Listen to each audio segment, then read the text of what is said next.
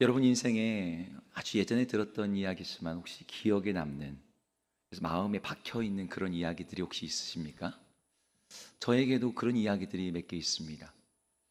제가 오늘 설교를 준비하면서 20년 전에 제가 읽었던 한 이야기가 갑자기 떠올랐어요. 그때 그 이야기는 스위스에 살던 한 소녀의 이야기였습니다. 이 소녀는 누가 봐도 너무나 행복하고 어떻게 저렇게 해맑게 또 순수하게 기쁘게 살아갈 수 있을까 싶은 그러한 소녀였습니다. 이웃들도 주변 사람들도 이 사람만큼 행복한 사람은 없을 거야 라고 정말 그 얼굴만 봐도 꿀이 뚝뚝 떨어지는 그러한 자매였죠. 근데 이 소녀가 뭔가 남들이 모르는 특별한 비밀을 가진 것처럼 보였어요.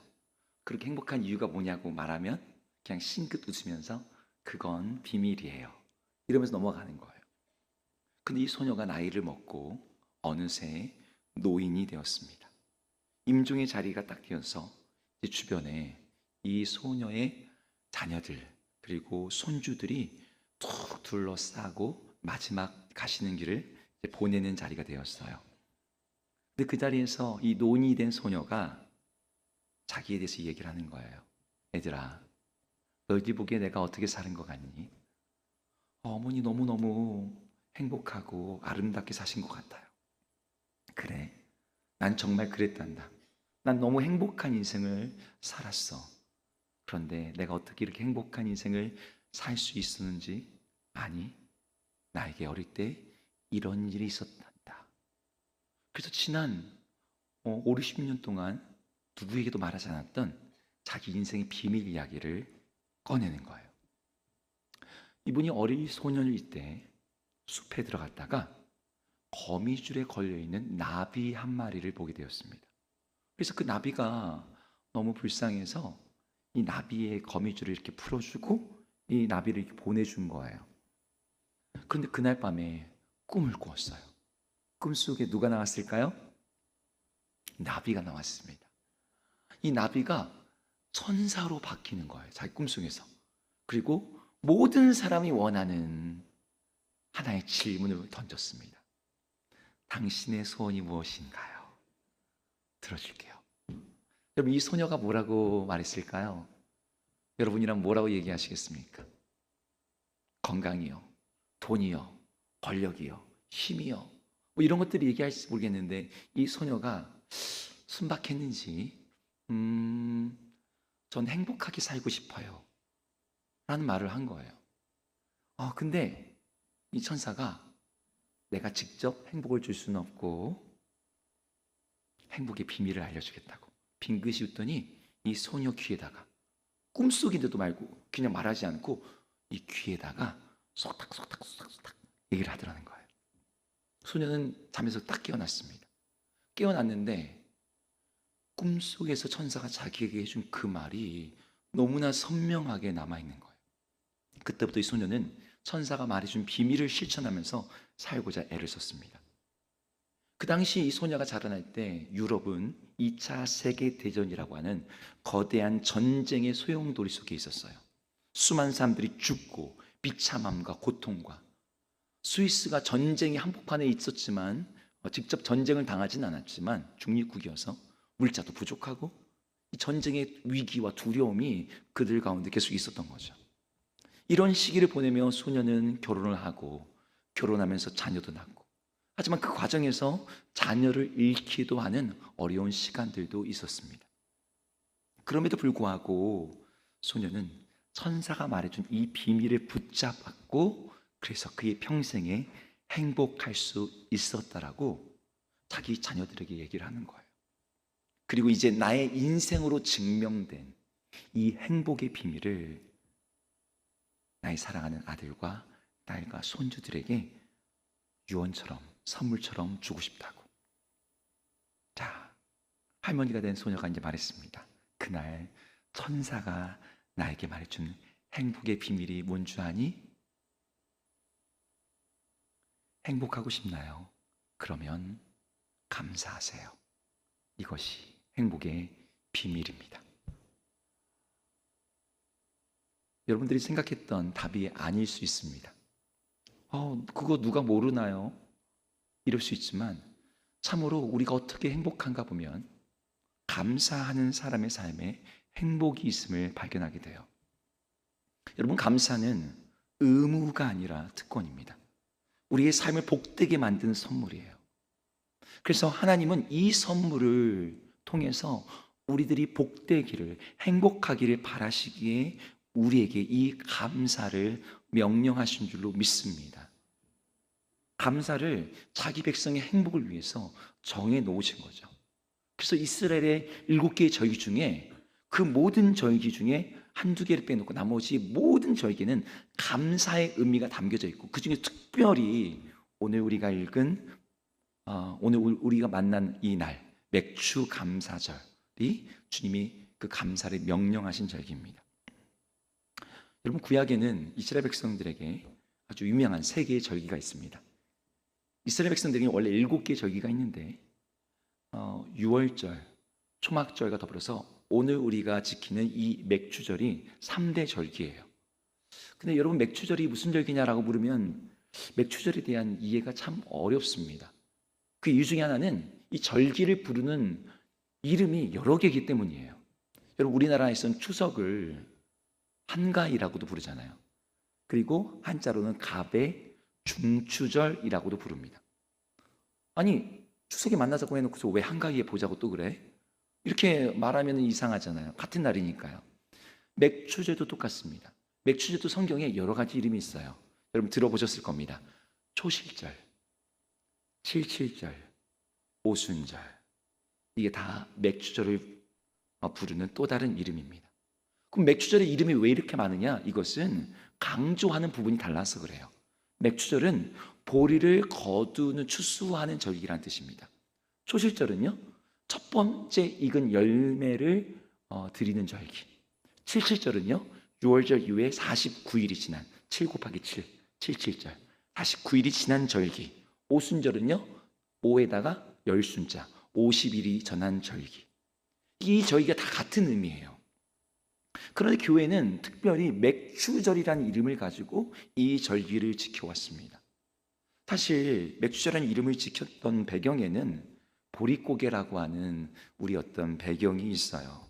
우리나라 이 봄에 먹을 게 없지 않습니까?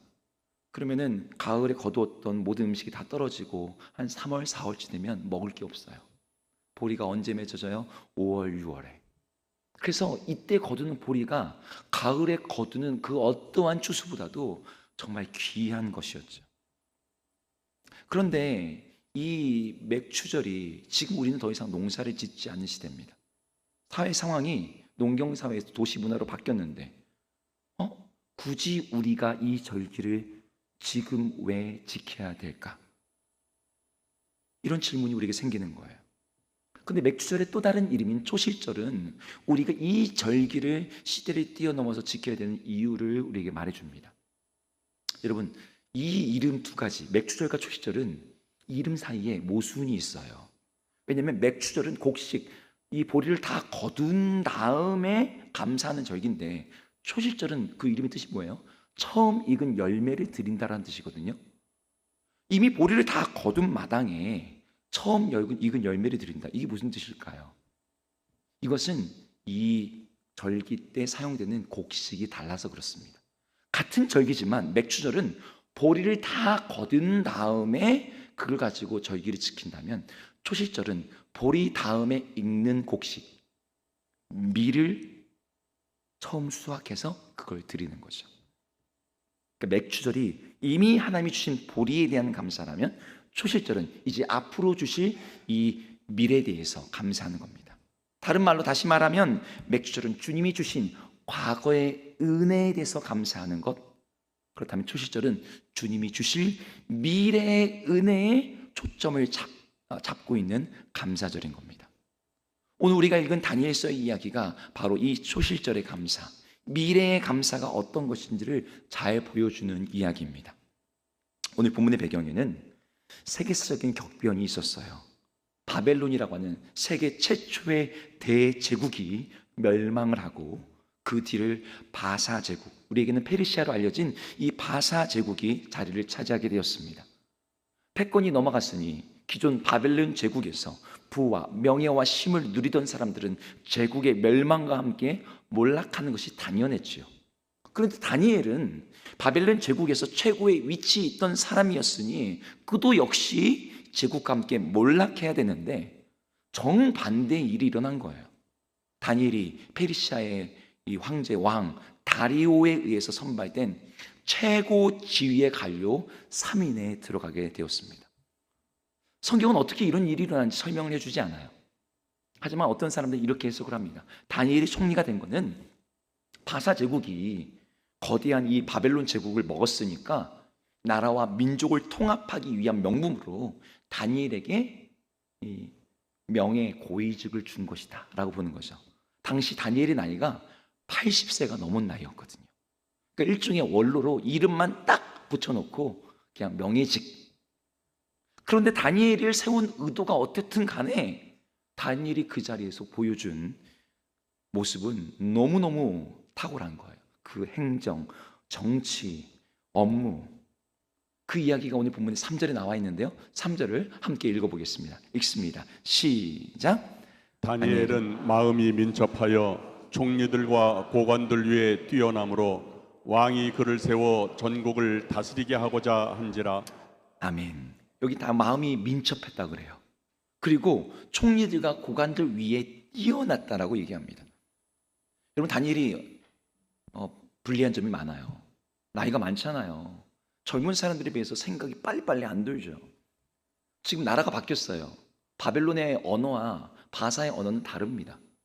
언어가 다르고 문화도 다르고 통치 체계도 다르고, 그리고 밑에 있는 사람들은 다 바사 제국의 관료들이에요. 자기를 탐탁히 여기지 않을 겁니다. 그런데 3명의 세운 사람 중에 이 다니엘이 그 누구보다도 더 빠르고 정확하고 탁월하게 일을 해내는 겁니다.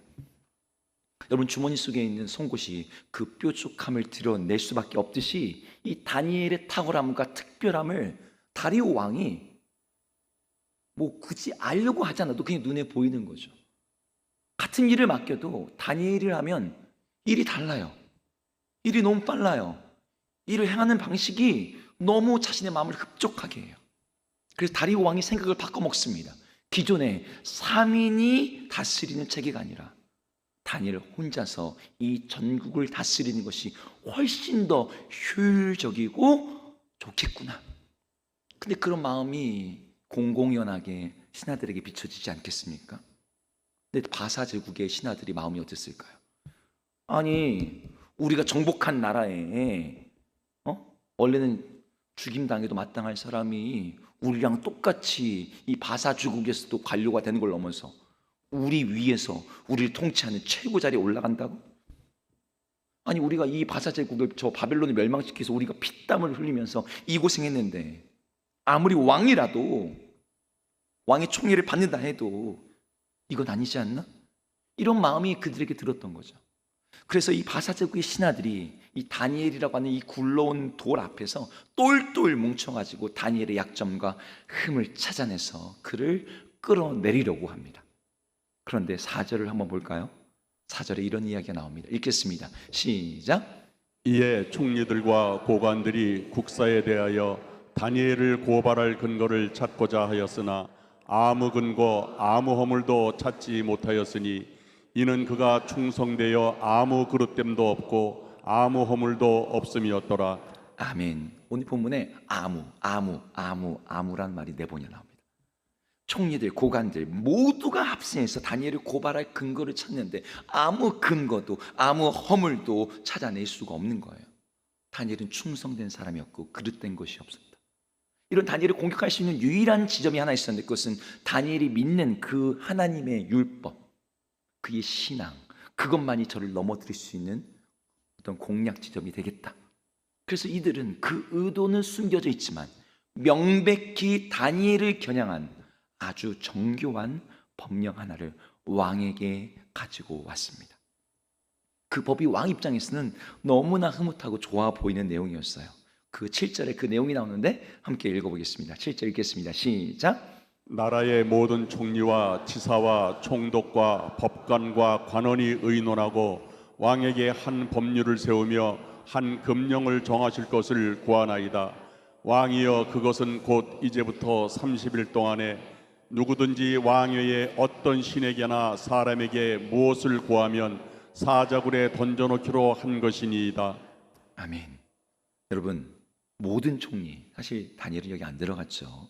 근데 이름을 이렇게 붙이는 거예요. 모든 총리, 지사, 총독, 법관, 관원들이 함께 모여서 지금 왕에게 한 법을 청하나이다. 그것은 무엇이냐? 왕이여, 왕 외에 어떤 신에게도 사람에게도 구하지 못하게 하소서. 이 말은 무슨 뜻이에요? 왕이 신입니다. 왕만을 신격화하는, 왕만을 숭배하고자 하는 그런 법인 거예요. 여러분, 만약에 여러분에게 이런 법을 정할 수 있는 권한이 주어진다. 여러분의 집에서 이번 주간 내가 왕이야. 그래서 여러분에게 식사 메뉴든 TV 프로그램이든 스케줄이든 돈이든 뭐든 다 쓸 수 있는 권한이 주어진다. 그럼 여러분 어떠시겠습니까? 아무도 대답을 안 하시네요.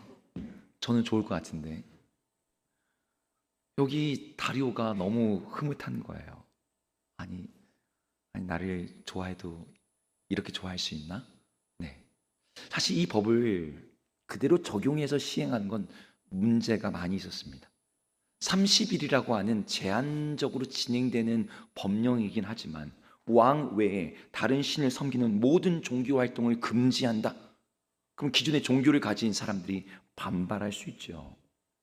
그러다 보니 다리오 왕은 이 법이 실증 법이 아니라 새롭게 제국의 왕이 된 자신의 권위를 높여주기 위한 상징적인 법령 정도로 생각했던 것 같아요. 사자굴에 던져넣는다? 아, 이것도 그냥 왕의 위엄을 드러내는 그러한 상징적인 처벌. 어찌됐든 다리오는 이 법령을 조인하는 내 왕의 도장을 콱 찍었습니다. 그리고 이제 시행령이 딱 시작된 거예요.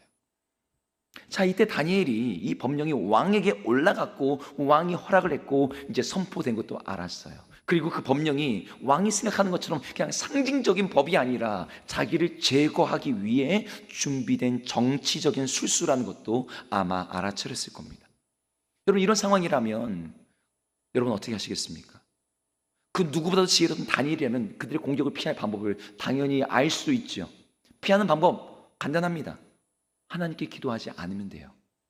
하더라도 숨어서 하고 들키지 않으면 됩니다. 그런데 다니엘은 전혀 그렇게 행동하지 않아요.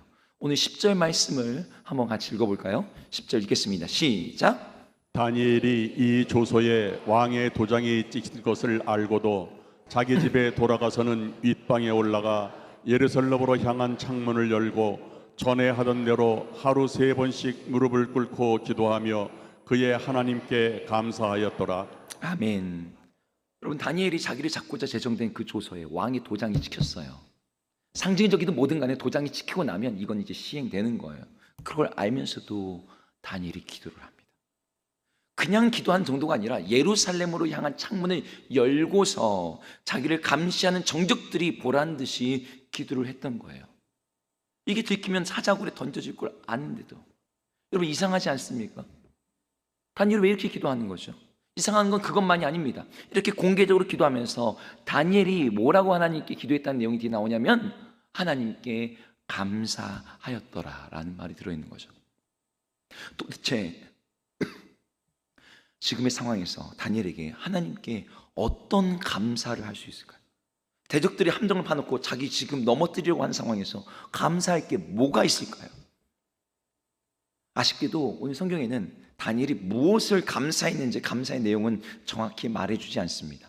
하지만 본문에는 다니엘의 감사에 대한 힌트가 나와요. 방금 읽었던 6절 10절에는 전에 하던 대로라는 설명이 붙어 있어요. 그러니까 다니엘에게 감사는 습관이었던 거죠.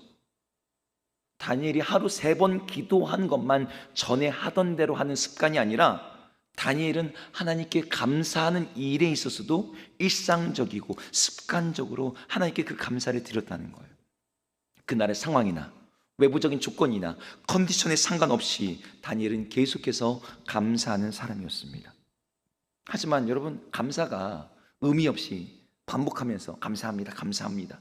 여러분, 이거는 우리가 감사의 진정성 면에서 그걸 감사라고 할 수 있을까? 네. 한 사람이 가지고 있는 삶에 대한 분명한 관점과 태도가 반영되는 것, 그게 감사죠. 다니엘이 이런 상황에서 감사할 수도 있었던 이야기가 6장 바로 다음 7장부터 이야기가 나와요. 하나님께서 다니엘에게 환상을 보여주시는데, 오늘 다니엘서 6장이 다리오 왕이 있던 바로 그때인데, 바로 같은 해에 하나님께서 다니엘에게 앞으로 일어날 모든 일에 대한 하나님의 계시, 계획, 그것을 환상 중에 보여주십니다. 그게 다니엘서 7장부터 12장까지의 내용인데, 내용을 들어가면 이런 내용이에요. 지금 이제 바사제국이 이제 막 나라가 세워졌는데, 세계 패권국가 되었는데, 이 나라도 영원하지 않을 것이다. 그 다음엔 다른 나라가 일어날 것이고, 그 나라 다음에도 또 다른 제국이 일어나게 될 것이다. 세상 나라의 흥망성쇠에 대해서 알려주시는 그런 계시였어요. 그리고 이것이 말해주고자 하는 것은 단지 앞으로 어떤 일이 일어날지에 대한 미래 예측이나 영원한 것은 없다라고 하는 뻔한 교훈이 아니라, 우리 만군의 하나님 여호와께서 세상의 역사를 결정하고 주관하고 계시며 모든 나라들을 세우기도 하시고 멸하기도 하시고, 하나님이 온 땅의 주권자라고 하는 그것을 보여주고 알려주시는 계시의 내용이었던 거죠. 그 계시를 받은 다니엘은 이미 하나님의 다스리는 것을 믿고 있었고 그 하나님을 의뢰하는 사람이었지만, 다시 한번 하나님께서 우리의 삶을, 이 땅의 모든 역사를 주관하시고 다스리신다는 그거로 인해서 주님께 신뢰하고 주님을 감사하는 그 삶의 태도가 다시 한번 이 본문에서 드러나고 있는 것입니다. 하지만 제가 오늘 여러분하고 정말 나누고 싶은 내용은 여기에 추가해서 또 다른 내용이 있어요. 오늘 설교 제목이 혹시 뭔지 기억하시는 분이 없으시겠죠? 잠깐 너무 빨리 지나가서, 소망으로 말미암는 감사입니다. 다니엘이 어떻게 감사할 수 있는지 이유가 오늘 이야기의 그 뒤에 넘어가면 다니엘서 12장 13절에 나옵니다. 12장 13절을 함께 읽어보겠습니다. 읽습니다. 시작. 너는 가서 마지막을 기다리라. 이는 내가 평안히 쉬다가 끝날에는 내 몫을 누릴 것임이라. 여기에 뭐 감사의 이유가 없어 보이는데요. 그런데 이 성경 구절을 좀 더 잘 풀어서 보기 위해서 여러분 세번역 성경으로 다시 한번 읽어보겠습니다. 다시 한번 읽어볼까요? 시작. 너 다니엘아, 너는 끝까지 신실하여라. 너는 죽겠지만 끝날에는 내가 일어나서 네게 돌아올 보상을 받을 것이다. 아멘. 오늘 하나님께서 다니엘에게 마지막 권면의 말씀을 하시는 거예요. 너는 죽을 거야. 하지만 끝날에는 내가 일어날 것이다. 이거 무엇에 대한 말씀인 거예요? 부활에 대한 말씀이에요. 그리고 내게 돌아올 보상을 받을 것이다. 그러니 어떻게 하라? 끝까지 신실하여라. 오늘 다니엘이 다리오 왕 외에 어떤 신에게라도 구하면 사자굴에 던져질 것을 알면서도 기도를 멈추지 않았던 것은, 그렇게 신실하게 하나님을 의지하고 하나님께 감사할 수 있는 이유는 바로 여기에 있는 거죠. 나에게 신실함을 요구하신 하나님께서 나의 죽음에 대해서 말씀하시는데, 내가 늙어서 죽든 사자밥이 되어서 죽든 어떤 식으로 죽더라도 하나님께서 끝날에 나를 다시 일으키실 것이며 그날에 나에게 보상하시고 상급을 주시고 갚아주실 것이라고 하는 이 약속, 이 미래의 소망이 다니엘로 하여금 그 상황에서도 감사할 수 있게 만들었던 것이에요. 이 다니엘의 감사가 바로 초실절의 감사와 같은 맥락에 있습니다. 아직 일어나지 않았지만 앞으로 주어질 하나님의 은혜를 바라보고 소망하면서 드리는 감사가 바로 이 다니엘의 감사이자 바로 이 맥주 감사절에 드리는 감사의 의미예요. 사실 우리들에겐 이런 감사가 좀 낯설게 느껴집니다. 우리 보통 감사합시다라고 하면 과거의 것을 꺼내어서 기억하면서 감사합니다. 그래, 하나님이 예전에 나에게 이런 일을 해주셨지. 아니면 현재의 것 중에 감사할 만한 것들을 찾아내요. 지금 감사할 게 뭐가 있을까? 그래서 우리의 감사는 과거와 현재에 주로 머물러 있습니다. 그런데 미래의 것을 가지고 감사한다? 이게 영 어색하고 이상한 거죠. 왜냐하면 미래는 우리가 알 수 없는 미지의 영역이거든요. 아니 그 미래에 나에게 좋은 일이 일어날 것이라는 걸 그 누가 어떻게 확신할 수가 있겠어요? 미래에 일어나지도 않은 그 미래에 대해서 감사하는 건 떡 줄 사람 생각도 않는데 김칫국처럼 맛있는 일처럼 어리석어 보이는 일이죠. 근데 여러분 자세히 우리 삶을 돌아보면요, 우리도 미래의 것 때문에 감사하는 일이 자주 있어요. 그것이 어리석지도 않고 이상한 것도 아닙니다. 제가 몇 가지 예를 들어볼게요. 불치병에 걸린 딸을 둔 아버지가 있었습니다. 이 딸이 나날이 쇠약해지고 죽어가는 거예요. 이 딸 아이의 치료법을 알기 위해서 백방으로 수소문하고 의사들을 찾아가고 노력을 하는데 제대로 된 치료법이 없어요. 무엇보다도 이 아이의 병세를 되게 막아낼 수 있는 약이 없어요. 아버지가 어떨까요? 마음이 정말 낙심되고 절망적이고, 내가 너무 예뻐하고 사랑하는 그 딸이 죽어가는데 아빠도 같이 죽어가는 것 같아. 그런데 이 아빠에게 놀라운 소식이 전해진 거예요. 이 딸의 병을 고칠 수 있는 새로운 신약이 개발되었다는 소식이었습니다. 여러분, 이 소식을 들은 아버지가 정말 띠뜻이 기뻐하면서 자기도 모르게 박수를 치며 막 입에서 막 말이 나오는 거죠. 하나님 감사합니다. 하나님 감사합니다. 이 아버지가 지금 뭐가 감사한 거죠? 여러분, 엄밀히 따져보면 실질적으로 바뀐 게 아무것도 없어요. 딸아이는 여전히 병을 앓고 있습니다. 딸아이가 아직 치료된 게 아니에요. 그 신약이 개발되었다고는 하지만 그 약이 내 딸에게도 꼭 맞을 것이라는 보증이 없어요. 그럼에도 불구하고 이 아버지가 감사할 수 있었던 것은, 아버지가 전해들은 소식, 딸의 병을 고칠 수 있는 약이 개발되는 소식, 그 소식이 뭘 줍니까? 이 아버지에게 미래의 소망을 주는 거죠. 어떤 초방 요법도 없던 자기 딸에게 치료자가 생겼다는 소망, 자기 딸도 나을 수 있다는 소망. 그래서 나의 딸이 아직 고쳐진 게 아니고 우리 집에 어떤 변화가 일어난 것도 아니지만 그 소망이 이 아버지로 감사하게 만드는 거예요. 그럼 다른 예를 들어볼까요? 오랫동안 백수 생활을 한 청년이 있습니다.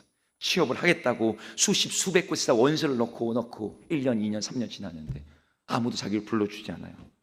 그러다가 어느 곳에서 면접 한번 오라고 해서 갔는데 아무래도 안 될 것 같아. 떨어질 것 같아. 같이 경쟁하는 친구들이 너무너무 스펙도 좋고 대답도 잘하고.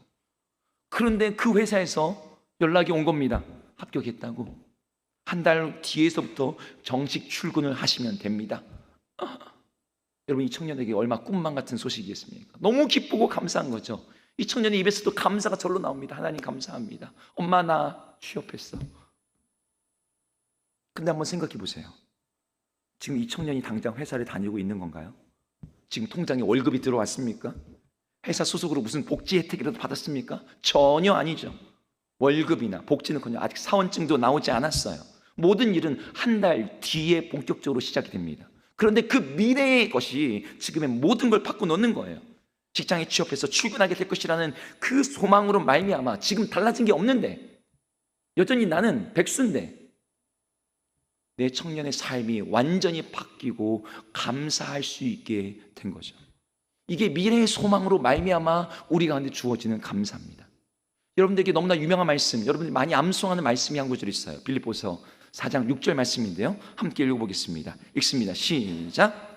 아무것도 염려하지 말고 다만 모든 일에 기도와 간구로 너희 구할 것을 감사함으로 하나님께 아뢰라. 여기서 사도 바울이 염려할 것이 있는 상황을 갖다가 먼저 얘기합니다.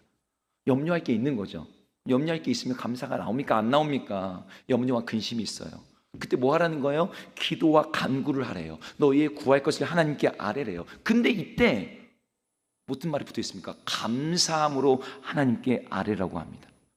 무슨 말입니까? 지금 염려할 상황이에요. 아직 기도가 응답된 게 아니에요. 필요한 게 주어진 것이 아닙니다. 그런데 무엇을 감사라고 말하는 겁니까? 하나님께서 들으실 것이고 하나님께서 이루실 것이고 하나님께서 행하실 것을 바라보면서 그 소망으로 감사하라고 지금 말하고 있는 거죠. 맥주절의 또 다른 이름인 초실절의 감사가 바로 이런 것입니다. 초실절 때요, 밀 몇 개만, 정말 한 줌만 가지고 하나님께 나가요.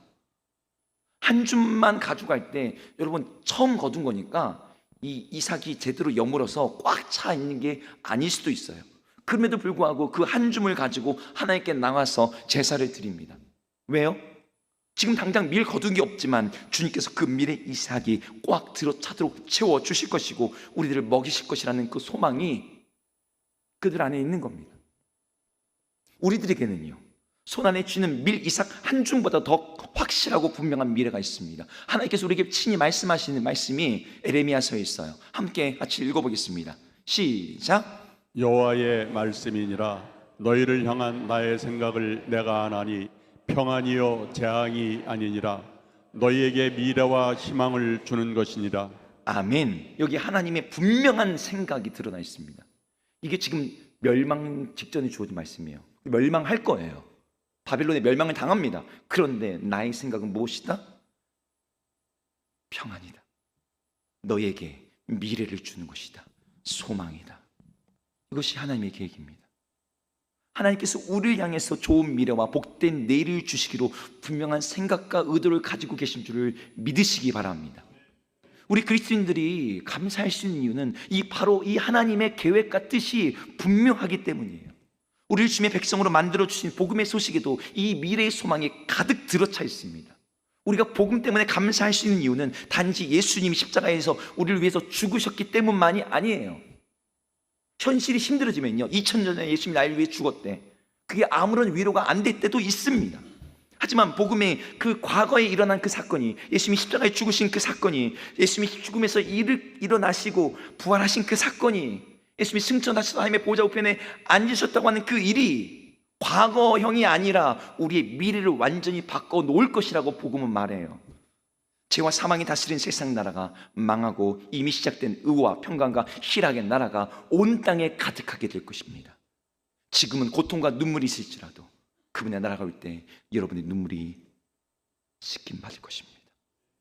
여러분의 삶에 고통이 있고 여러분들이 늙고 병들어 여러분의 삶이 쇠락하게 될지라도 우리 주님이 주시는 그 나라에서 풍성한 생명을 누리며 영원토록 왕노릇할 것입니다. 이것이 복음이 우리들에게 말해주는 놀라운 소망인 거죠. 이 소망을 가지고 있던 사람들은 카타콤 지하 동굴에서 자신의 평생을 살면서도 하나님께 감사할 수 있었던 거예요. 순교자리 자리 가서 사자가 입을 벌리고 다니엘처럼 구원받지 못하고 사자의 밥이 되는 상황에서도 여전히 하나님께 감사할 수 있었던 거죠. 왜? 하나님이 나에게 주실 그 미래의 소망 때문에. 예수님께서 초시절에 바친 그 첫 이삭처럼 이 세상 가운데 부활의 첫 열매가 되셨습니다. 우리들 삶에 분명히 다니엘이 그랬던 것처럼 죽음이 찾아올 거예요. 우리도 병들고 우리도 늙고 우리의 삶이 무너지는 날이 올 겁니다. 그럼에도 불구하고 우리가 감사할 수 있는 이유는 바로 이 소망이 있기 때문이에요. 다니엘에게 말씀하셨던 것처럼 네가 다시 일어나게 될 것이고 내가 상급으로 갚아줄 것이다. 이것이 우리 하나님께서 약속하신 변치 않는 분명한 미래의 소망인 줄로 믿습니다. 그러니 우리도 이 감사를 회복해야 돼요. 많은 사람들이 과거의 은혜에 의존해서 감사합니다. 그런데 그 과거의 은혜는 기억에서 희미해질 수 있어요. 많은 사람들이 현재에서 감사의 제목을 찾습니다. 근데 우리의 삶을 압박하는 많은 문제 속에서 그 감사가 질식하기 쉬워요. 하지만 소망으로 말미암는 감사는 감사할 수 없는 현재를 뛰어넘게 만들어요.